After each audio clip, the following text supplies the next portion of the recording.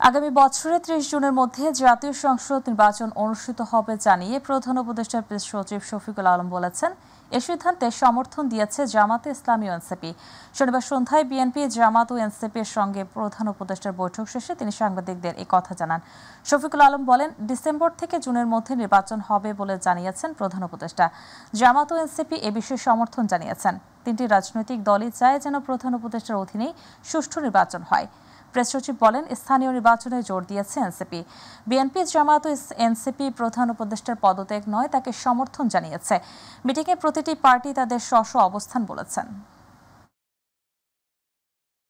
আজকে মাননীয় chief adviser বাংলাদেশের নেতৃস্থানীয় তিনটি দলের সাথে কথা বলেছেন। মিটিংগুলো খুব সৌহার্দ্য পরিবেশে হয়েছে এবং মিটিংগুলোর মূল টকিং পয়েন্ট ছিল কারেন্ট পলিটিক্যাল সিচুয়েশন, নির্বাচন, সংস্কার এবং আমাদের বিচার প্রক্রিয়া, যেটা জুলাই হত্যাযজ্ঞের বিচার প্রক্রিয়া নিয়ে। এটা ছিল মেজর তিনটা পয়েন্ট। সে বিষয়ে অনেক তাদের কথাগুলো শুনেছেন চিফ অ্যাডভাইজার, উনি নিজেও কিছু কথা বলেছেন। মিটিংয়ে প্রথম দুইটা মিটিংয়ে local government adviser Asif Mahmud Sajib Bhuiyan ছিলেন, আর তিনটা মিটিংয়েই কনসেনসাস কমিশনের vice chairman professor Ali Riaz ছিলেন। আর প্রথম মিটিংয়ে বিএনপিতে 4 জন ছিলেন, খন্দকার বিএনপির স্ট্যান্ডিং কমিটির মেম্বার ডক্টর খন্দকার মোশাররফ হোসেনের নেতৃত্বে। আর জামাতের মিটিংয়ে 2 জন ছিলেন, জামাতের আমির এবং জামাতের নায়েবে আমির। জামাতের আমির ডক্টর শফিকুর রহমানের নেতৃত্বে, এবং এনসিপির 4 জন ছিলেন এবং এনসিপির একমাত্র দল যেখানে একজন মহিলা প্রতিনিধি ছিলেন। এনসিপিকে নেতৃত্ব দিয়েছেন নাহিদ ইসলাম। এদিকে আরও কয়েকটি রাজনৈতিক দলের সঙ্গে বৈঠক করবেন প্রধান উপদেষ্টা ডক্টর মোহাম্মদ ইউনূস। সন্ধ্যা 6:45 প্রধান উপদেষ্টার বাসভবন যমুনায় বৈঠক অনুষ্ঠিত হবে। ইসলামী আন্দোলনের আমির ও চরমোনাই পীর মুফতি সৈয়দ মোহাম্মদ রেজাউল করিম তার দলের পক্ষ থেকে অংশ নেবেন।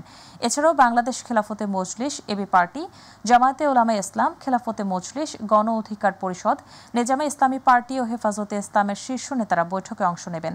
বৈঠকে সংস্কার, নির্বাচন ও স্বৈরতন্ত্রের সঙ্গে জড়িত ব্যক্তিদের বিচার নিশ্চিত করতে অন্তর্বর্তী সরকারের করণীয় নিয়ে পরামর্শ দেবেন রাজনৈতিক নেতারা।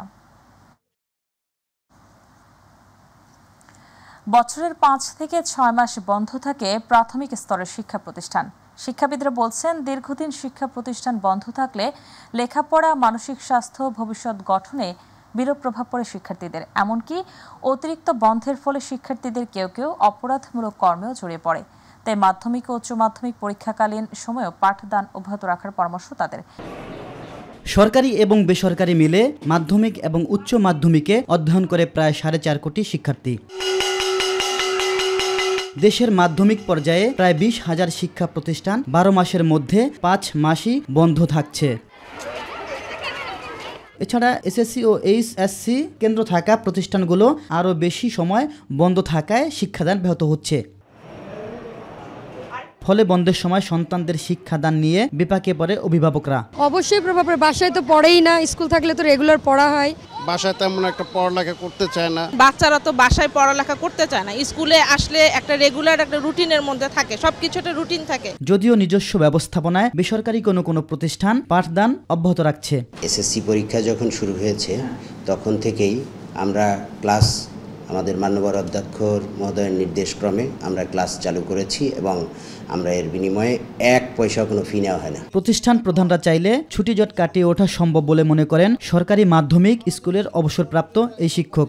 এসএসসি কিংবা এইচএসসি পরীক্ষার মতো একটা দীর্ঘ সময় যখন স্কুল বন্ধ থাকে, তো তখন যদি সুযোগ হয়, সরকারি প্রতিষ্ঠান যদি মনে করে যে আমি আমার একটা পরীক্ষা শেষ, 2টা থেকে আমি 2-3 ঘন্টার জন্য একটা সময় নিয়ে আমি ছাত্রদেরকে সময় দিতে পারি বা ক্লাস নিতে পারি, সেটা অনেক প্রতিষ্ঠানগুলো তার নিজ দায়িত্বে করতে পারে। পাবলিক পরীক্ষা চলাকালীনও পাঠদান অব্যাহত রাখা সম্ভব বলে মনে করেন শিক্ষাবিদরা। অতিরিক্ত বন্ধ থাকার কারণে এই স্কুলের শিক্ষার্থীদের একটা অংশ নানা ধরনের অপরাধের সাথে জড়িয়ে পড়ে। স্কুলের যে স্বাভাবিক কার্যক্রম সেটা শেষ হওয়ার পরে এই রুটিনটা শুরু হয়। অর্থাৎ আপনি 2টা বা 3টা থেকে আপনি পরীক্ষা নেন বা 2টা থেকে নেন, তাহলে তো আর আমার স্কুলের স্বাভাবিক কার্যক্রম বন্ধ রাখতে হয় না। আসলেই বাংলাদেশের মতো বন্ধ পৃথিবীর কোথাও আছে কিনা আমার জানা নাই, এই জন্য আমাদেরকে বিকল্প চিন্তা করতে হবে, বন্ধ কমাতে হবে। এতে করে তো আমাদের জাতি অলস হয়ে যাচ্ছে। পরীক্ষা যখন হয় তখন তো বিদ্যালয়, কলেজ, মাদ্রাসা বন্ধ থাকে। পরীক্ষাটা যদি সকালে নেয় তাহলে বিকালে ক্লাসগুলো নিতে পারে। শিক্ষার্থীদের মমত্ব দিয়ে গড়ে তুলতে ছুটি জট কমিয়ে আনার পরামর্শ সবার। ইলিয়াস মাদবর, মাই টিভি, ঢাকা। আজ জাতীয় কবি কাজী নজরুল ইসলামের ১২৬তম জন্মবার্ষিকী। বিভিন্ন আন্দোলন সংগ্রামের অগ্নিঝরা লেখক কবি কাজী নজরুল ইসলাম সাহিত্যের গোড়া থেকে শেষ পর্যন্ত দেখতে চেয়েছিলেন সমাজের পরিবর্তন। তিনি সমাজ পরিবর্তন না দেখতে পারলেও তার প্রেরণা বাঙালি জাতিকে করবে সবসময় উজ্জীবিত। আরো জানাচ্ছেন জাহিদ আহমেদ বাবু।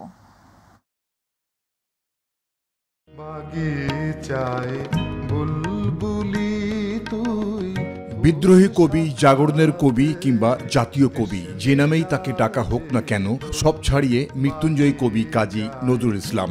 বল মহাবিশ্বের মহাকাশ ভারী, চন্দ্র সূর্য গ্রহ তারা ছাড়ি। বিংশ শতাব্দীর অন্যতম বাঙালি কবি, উপন্যাসিক, নাট্যকার, সঙ্গীতজ্ঞ এবং দার্শনিক, যিনি বাংলা কাব্যে অগ্রণী ভূমিকা রাখার পাশাপাশি প্রগতিশীল প্রণোদনার জন্য সর্বাধিক পরিচিত।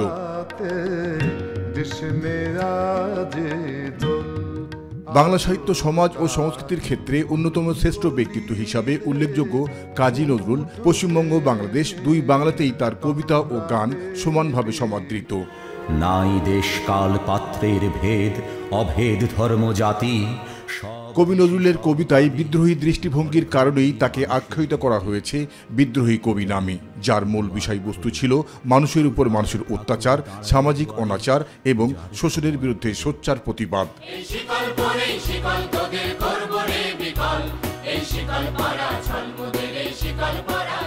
আর তাই কাজী নজরুল ইসলাম বাঙালির জীবনে সবসময় প্রাসঙ্গিক বলে মনে করেন কবি লতিফুল ইসলাম শিবলি। সারা পৃথিবীর জন্য উনি যেই চিন্তাটাকে রেখে গেছেন, সেই চিন্তার মধ্যে যেই বীজ, সেই বীজটা হচ্ছে দ্রোহের, প্রতিবাদের, ইনসাফের, সাম্যের, মৈত্রীর। আমাদের দেশে তো অবশ্যই, সারা পৃথিবীর যে কোনো জায়গায় অপ্রেশনে, অত্যাচারে, নির্যাতনে, স্বৈরশাসনে, ফ্যাসিবাদে নজরুল বারবার প্রাসঙ্গিক হয়ে উঠবেন। কেবল বাঙালি জীবনেই নয়, অধিকার আদায় ও বৈষম্যহীন সমাজ প্রতিষ্ঠার ক্ষেত্রে জাতীয় কবি নজরুল গোটা বিশ্বের জাগরণের কবি বলেও মনে করেন তিনি। নজরুল শুধু আমাদের জাতীয় জীবনের জন্যই না, আমরা সৌভাগ্যবান যে আমরা আমাদের ভাষায় তাকে পেয়েছি, আমরা সৌভাগ্যবান যে আমরা আমাদের মাটিতে তাকে পেয়েছি, আমাদের অঞ্চলে তাকে পেয়েছি। কিন্তু নজরুল বেসিক্যালি আমার এই ক্ষুদ্র জ্ঞানে যেটা মনে হয়, নজরুল সারা বিশ্বের। সুতরাং বিশ্বকবি বলতে আমরা যেমন রবীন্দ্রনাথকে বুঝি, বিশ্বকবি বলতে আমরা নজরুলকেও বুঝি। জাহিদ আহমেদ বাবু, মাই টিভি, ঢাকা।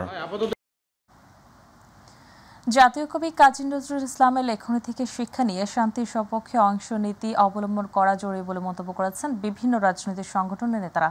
তারা জানান, দেশকে সামনের দিকে এগিয়ে নিতে কবি নজরুলের সংগ্রামী জীবন আদর্শ নতুন প্রজন্মের মাঝে ছড়িয়ে দিতে হবে।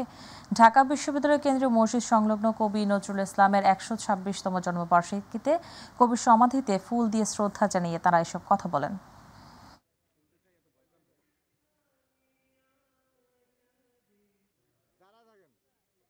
আমরা সামনে আরও যত লড়াই সংগ্রাম যাই আসুক না কেন, আমাদের প্রতিটি পদক্ষেপ, আমাদের প্রতিটি মিছিল, আমাদের প্রতিটি স্লোগান নজরুল আমাদেরকে প্রভাবিত করবে। ছাত্র জনতার গণ অভ্যুত্থান পরবর্তীতে যে নতুন সম্ভাবনা তৈরি হয়েছে, তাতে অন্যায়ের বিরুদ্ধে প্রতিবাদ জারি রাখা এবং সর্বাবস্থায় সাম্য এবং শান্তি বজিয়ে রাখবার জন্য নিজেদের ইস্পাত কঠিন ঐক্য ধরে রাখা, এই দুটো শিক্ষাই আমাদের এই মহান কবি তার বিভিন্ন লেখাতে এবং তার জীবনের যে আলেখ্য, তার দ্বারা তিনি সেটি প্রমাণ করেছেন। অন্যায়ের বিরুদ্ধে দাঁড়াবার বোধ, সাম্যের বোধ, নিপীড়নের বিরুদ্ধে কথা বলবার রোধ, এই সব কিছু যদি শিখতে চাই নজরুলের কাছে যেতে হবে। ছোটবেলা থেকে তার সাথে মানুষ হয়েছি, বড় হয়েছি, তাকে ধারণ করেই আমরা এই পর্যন্ত এসেছি। শিখেছি উন্নতশীল হয়ে চলতে, সৎ পথে থাকতে, সৎ সাহসের সাথে কাজ করতে, এগুলো শিখেছি তার থেকেই। এবং তিনি তো আমাদেরকে দিয়েছেন গাহি সাম্যের গান, মানুষের চেয়ে বড় কিছু নাই, নয় কিছু মই। খানাখন্দে ভরা থাকায় চলাচলের অনুপযোগী হয়ে পড়েছে কুড়িগ্রাম পৌরসভার অসংখ্য রাস্তাঘাট। দীর্ঘদিন ধরে সংস্কার না হয় ভারী বর্ষণে গভীর গর্তের সৃষ্টি হয় সড়কে, ফলে ভোগান্তিতে পড়ে এ পথে চলাচলকারী যানবাহন ও মানুষজন। দ্রুত সংস্কার করে চলাচলের উপযোগী রাস্তাটি হোক, এমনটাই প্রত্যাশা পৌরবাসীর। পৌর কর্তৃপক্ষ বলছে, রাস্তা সংস্কারে দ্রুত প্রয়োজনীয় পদক্ষেপ নেওয়া হবে। কুড়িগ্রাম প্রতিনিধি আশরাফুল হক রুবেলের রিপোর্ট, জানাচ্ছেন ইলিয়াস কমল। দূর থেকে দেখলে মনে হবে যেন রাস্তা নয় পুকুর। রাস্তার মাঝে এমন কয়েক ফিট চওড়া বড় খানাখন্দ পানিতে ভরা। এই অবস্থা কুড়িগ্রামের প্রায় প্রতিটি রাস্তায়। এই অবস্থা কুড়িগ্রাম পৌরসভার প্রায় প্রতিটি রাস্তায়। শহরের রাস্তায় এমন অবস্থা থাকায় যানবাহন চলাচল করতে বেশ বেগ পেতে হয়। দীর্ঘদিন ধরে রাস্তার পলেস্তারা খসে ছোট ছোট খাল হলেও গত রোজার ঈদের সময় ইট, বালি আর সুরকি দিয়ে ক্ষত সারিয়ে কোনো রকমে যাতায়াত ব্যবস্থা টিকিয়ে রেখেছিল পৌরসভা। দিন দিন অবস্থা আরো বেহাল হচ্ছে। যে নাগরিকের সুবিধা আমাদের যে এই যে ড্রেনেজ ব্যবস্থা, রাস্তাঘাট ডুবে যায়, তারপরে যে ভাঙাচোরা রাস্তা, কি অবস্থা আমাদের, যে মানে একটা সুস্থ সুন্দর মানুষ যে রাস্তায় শান্তিপূর্ণভাবে যে যাতায়াত করবে সুস্থভাবে, তার কোনো ব্যবস্থা নেই। রাস্তাটা চলার যোগ্য না। এখানে দিন রাতে এসে গাড়ি 2 দিন উল্টে পড়ছে। এটা সংস্কার পৌরসভার কোনো উদ্যোগ নিচ্ছে না। দীর্ঘদিন থেকে এরকম ভাঙা, বৃষ্টির মধ্যে মনে করো আরও ভাঙি যাওয়া লাগছে। সেদিন একটা অটো রিক্সা এখানে অ্যাক্সিডেন্ট হয়েছে। সামনে একটা পাকার, এখানে অ্যাক্সিডেন্ট হয়, এদের কোনো উদ্যোগ নাই। সামনে একটা ঈদ, আরও যানজট বেশি হচ্ছে। নিয়মিত পৌর কর পরিশোধ করেও নাগরিক সেবা থেকে বঞ্চিত হওয়ায় ক্ষুব্ধ পৌরবাসী। পৌরসভার ভিতরে রাস্তা খারাপ, পৌরসভার বাইরে রাস্তা খুবই ভালো। এই ধরনের রাস্তাঘাট দিয়ে চলাচল খুবই কষ্টকর। যে পরিস্থিতি দেখা গেল, আপনার মনে করেন যে অ্যাক্সিডেন্টের ভয় একটা আছে, প্রতিনিয়ত মানুষ মানে বিপদের মধ্যে পড়ে যায়। এ বিষয়ে জানতে চাইলে পৌর কর্তৃপক্ষ জানান, প্রকল্প গ্রহণ করে দ্রুত রাস্তার সংস্কার কাজ শুরু করা হবে। বর্ষণের ফলে আমাদের এখানে বেশ কিছু রাস্তাঘাট ক্ষতিগ্রস্ত হয়েছে, তো আমরা এগুলোর দরপত্র আহ্বানও করেছি।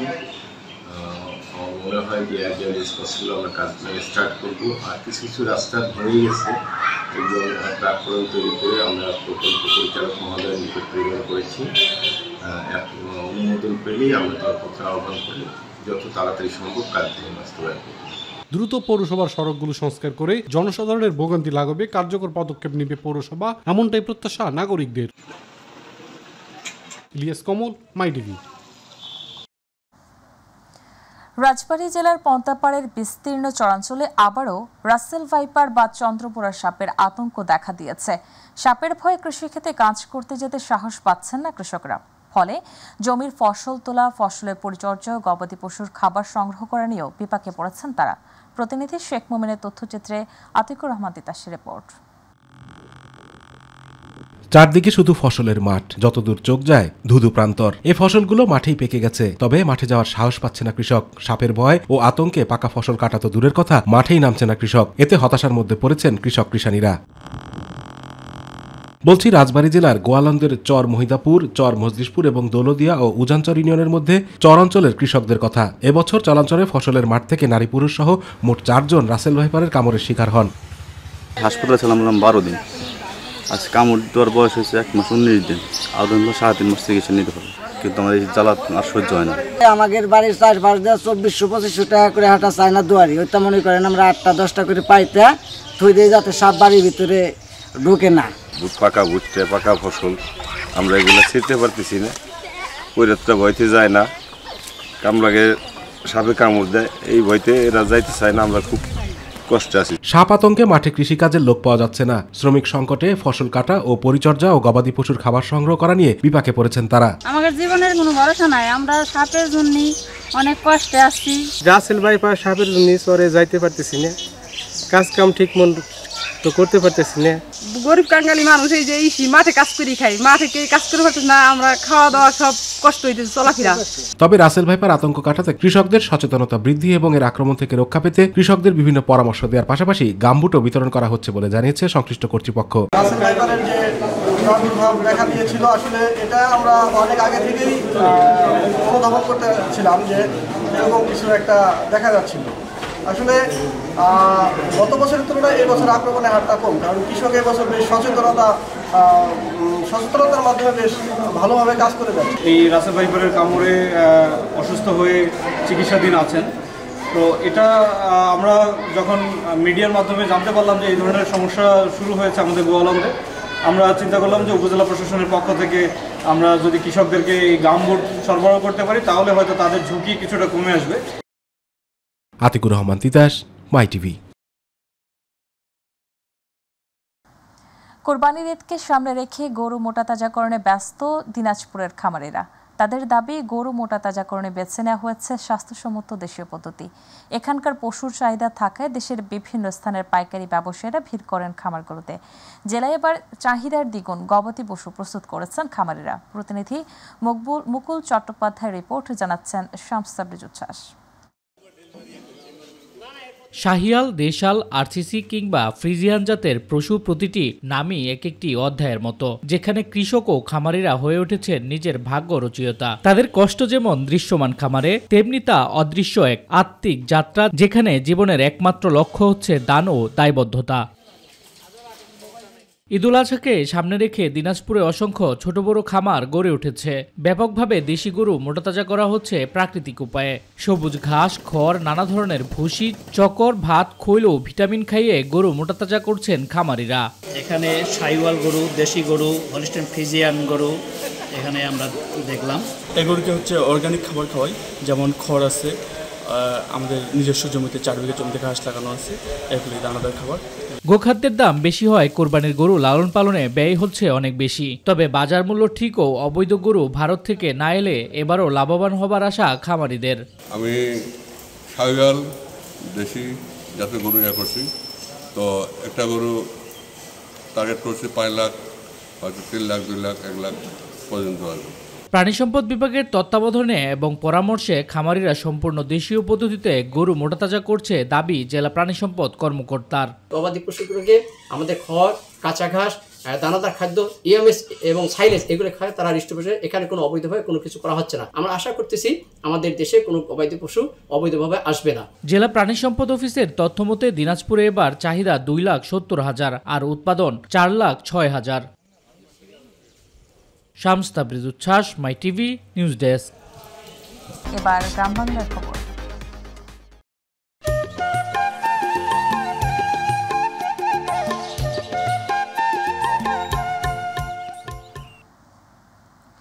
শিক্ষা, স্বাস্থ্য, মৌলিক অধিকার নিয়ে তারুণ্যের ভাবনা শীর্ষক সেমিনার এবং 28 মে 2025 তারুণ্যের রাজনৈতিক অধিকার প্রতিষ্ঠার সমাবেশ সফল করতে প্রস্তুতি সভা করেছে কেরানীগঞ্জ মডেল উপজেলা যুবদল। কেরানীগঞ্জের আঁটিবাজারে ছায়ানী কমিউনিটি সেন্টারে অনুষ্ঠিত এই সভায় প্রধান অতিথি ছিলেন ঢাকা জেলা বিএনপির সাংগঠনিক সম্পাদক ব্যারিস্টার ইরফান ইবনে আমান অমি। ঢাকা জেলা যুবদলের সভাপতি ইয়াসিন ফেরদৌস মুরাদের সভাপতিত্বে সভায় আরও বক্তব্য রাখেন ঢাকা জেলা যুবদলের সিনিয়র যুগ্ম সম্পাদক মোহাম্মদ দেলোয়ার হোসেন মাসুম সহ অন্যান্য নেতৃবৃন্দ।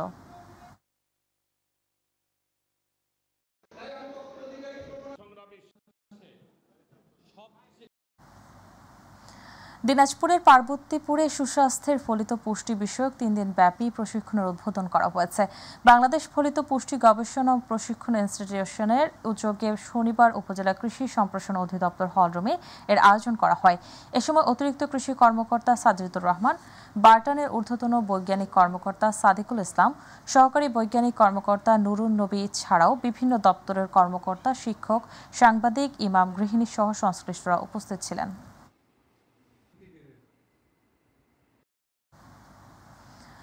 ব্রাহ্মণবাড়িয়ার ঐতিহ্যবাহী আনন্দময়ী বালিকা উচ্চ বিদ্যালয়ের কৃতি শিক্ষার্থীদের মেধা পুরস্কার ও অভিভাবক সমাবেশ অনুষ্ঠিত হয়েছে। শনিবার বিদ্যালয় প্রাঙ্গণে আয়োজিত অনুষ্ঠানে প্রধান অতিথি হিসেবে অনলাইনে যুক্ত ছিলেন কেন্দ্রীয় বিএনপির অর্থনৈতিক সম্পাদক ও জেলা বিএনপির সভাপতি ইঞ্জিনিয়ার খালেদ হোসেন মাহবুব শ্যামল। বিদ্যালয় পরিচালনা কমিটির সভাপতি রাশেদ কবির আকন্দ এর সভাপতিত্বে, প্রধান শিক্ষক আবু জামালের সঞ্চালনায় বিশেষ অতিথি ছিলেন জেলা বিএনপির সাধারণ সম্পাদক সিরাজুল ইসলাম সিরাজ, সিনিয়র সহসভাপতি জহিরুল হক খোকন, অন্যতম সদস্য হাফিজুর রহমান মোল্লা কঞ্চি সহ আরও অনেকে।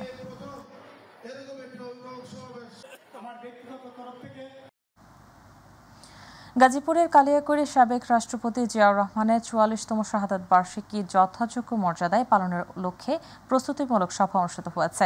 শনিবার কালিয়াকৈর উপজেলার সাহেব বাজার এলাকায় উপজেলা বিএনপির অঙ্গ সহযোগী অঙ্গ সংগঠনের উদ্যোগে এ সভা আয়োজন করা হয়। উপজেলা বিএনপির সিনিয়র যুগ্ম সম্পাদক শহীদুল ইসলামের সঞ্চালনায় আয়োজিত সভায় সভাপতিত্ব করেন কালিয়াকৈর উপজেলা বিএনপির সাবেক সভাপতি ভিপি মোহাম্মদ হেলাল উদ্দিন। এ সময় আরও উপস্থিত ছিলেন উপজেলা স্বেচ্ছাসেবক দলের আহ্বায়ক শামসুজ্জামান শিপলু বক্সি ও ৯টি ইউনিয়ন বিএনপির সভাপতি ও সাধারণ সম্পাদকগণ সহ অঙ্গ সহযোগী সংগঠনের নেতৃবৃন্দ।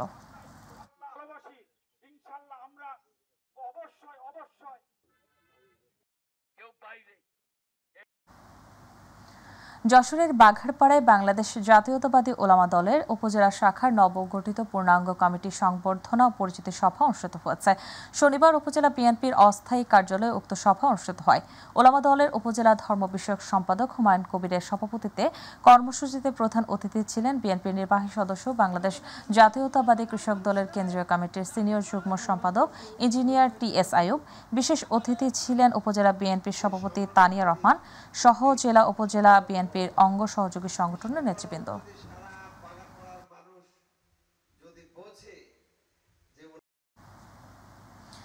কুষ্টিয়ার ভেড়ামারায় জাতীয় পার্টির একাংশের জনসভা অনুষ্ঠিত হয়েছে। শনিবার অনুষ্ঠিত উক্ত জনসভায় প্রধান অতিথি ছিলেন জাতীয় পার্টির কাজী জাফর ও সাবেক সংসদ সদস্য আহসান হাবিব লিঙ্কন। এ সময় কুষ্টিয়া জেলা জাতীয় পার্টির সভাপতি জাহাঙ্গীর হাফিজ লালু, সাধারণ সম্পাদক আজমত হোসেন মনি, ভেড়ামারা উপজেলার সভাপতি এম.এ. আলম চাঁদ মণ্ডল সহ জাতীয় পার্টির বিভিন্ন পর্যায়ের নেতৃবৃন্দরা উপস্থিত ছিলেন।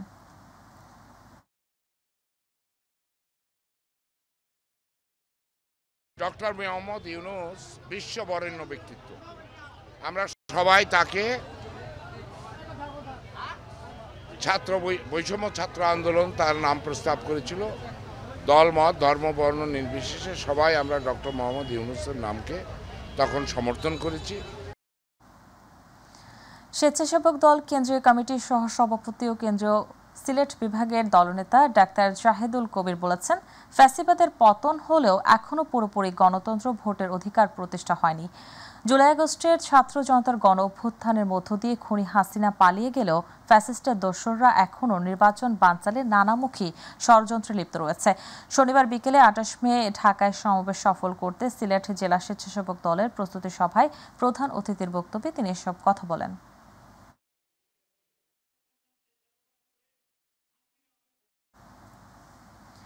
নারায়ণগঞ্জের সিদ্ধিরগঞ্জে পূর্ব শত্রুতার জেরে কিশোর হত্যার ঘটনায় প্রধান আসামি হৃদয়কে গ্রেপ্তার করেছে পুলিশ। শনিবার সিদ্ধিরগঞ্জ থানাধীন জালকুড়ি ১০ পাইপ এলাকা থেকে তাকে আটক করা হয়। হৃদয়কে গ্রেপ্তারের মধ্য দিয়ে এই মামলার সকল অভিযুক্তকে ২৪ ঘণ্টার মধ্যে আটক হয়েছে বলে নিশ্চিত করেছেন সিদ্ধিরগঞ্জ থানার ওসি মোহাম্মদ শাহিনুর আলম। এর আগে পূর্ব শত্রুতার জেরে কিশোর গ্যাংয়ের ছুরি আঘাতে মোহাম্মদ আবদুল্লাহ খান রায়হান নামে এক কিশোরকে হত্যা করা হয়।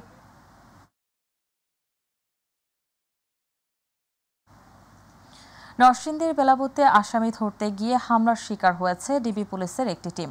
এ সময় ডিবি পুলিশের ব্যবহৃত গাড়ি ভাঙচুরের ঘটনা ঘটেছে। ঘটনাটি ঘটেছে শনিবার উপজেলার চরকাশীনগর উচ্চ বিদ্যালয় মাঠে। এই ঘটনায় অতিরিক্ত পুলিশ সুপার কলিমুল্লাহ মোল্লা বলেন, বৈষম্য বিরোধী ২টি মামলার আসামি সালমান নামে একজনকে ধরতে অভিযানে যায় ডিবি পুলিশ। সালমানকে ধরার সময় সালমান সহ তার অনুসারীরা ডিবি পুলিশের উপর অতর্কিত হামলা চালায় এবং গাড়ি ভাঙচুর করে। এই ঘটনায় আইনগত ব্যবস্থা প্রক্রিয়াধীন। জেলা ক্রীড়া অফিস ব্রাহ্মণবাড়িয়ার আয়োজনে সদর উপজেলার অনূর্ধ্ব ১৪ বালক এবং বালিকাদের মাসব্যাপী সাঁতার ও অ্যাথলেটিক্স প্রশিক্ষণ শেষে এক বর্ণাঢ্য অনুষ্ঠানের মাধ্যমে প্রশিক্ষণ প্রাপ্ত ৮০ জন খেলোয়াড়ের মাঝে সনদপত্র বিতরণ করা হয়েছে। শনিবার শহরের মেড্ডায় সরকারি শিশু পরিবার খেলার মাঠে আয়োজিত অনুষ্ঠানে প্রধান অতিথি ছিলেন জেলা প্রশাসকের প্রতিনিধি নির্বাহী ম্যাজিস্ট্রেট শরীফুল ইসলাম। জেলা ক্রীড়া অফিসার মাহমুদা আক্তারের সভাপতিত্বে এতে বিশেষ অতিথি ছিলেন জেলা সমাজসেবার উপপরিচালক মোহাম্মদ আব্দুল কাইয়ুম, সরকারি শিশু পরিবারের উপতত্ত্বাবধায়ক রওশন আরা।